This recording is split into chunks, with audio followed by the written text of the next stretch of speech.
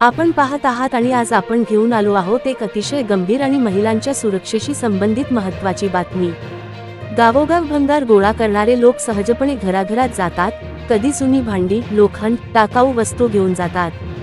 पण आता या भंगारवाल्यांच्या नावाखाली काही संशयास्पद प्रकार समोर येत आहेत। अनेक गावांत महिलांनी सांगितले आहे की भंगारवाले घराच्या आत डोकावतात, एकट्या महिलांची माहिती घेतात आणि वेळोवेळी त्या ठिकाणी संशयास्पद हालचाली दिसतात।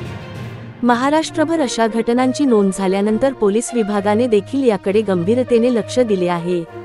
महिलांच्या सुरक्षिततेसाठी राज्यात रेड अलर्ट जारी करण्यात आला असून ग्रामपंचायतींना सतर्क राहण्याच्या सूचना देण्यात आल्या आहेत। महिलांनी काय करावं?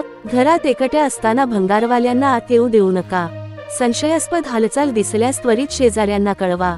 गावात अनोळखी भंगारवाले आले तर ताबडतोब पोलिसांना माहिती द्या। हा फक्त भंगारवाल्यांचा प्रश्न नाही, तर हा महिलांच्या जीवाशी संबंधित गंभीर मुद्दा आहे। त्यामुळे प्रत्येक नागरिकाने याबाबत जागरूक राहणं अत्यंत गरजेचं आहे। शेवटी एकच विनंती, हा व्हिडिओ जास्तीत जास्त शेअर करा, तुमच्या गावात, तुमच्या वाडीत, तुमच्या मैत्रिणींपर्यंत हा संदेश पोहोचवा। महिलांची सुरक्षितता ही आपलीच जबाबदारी आहे।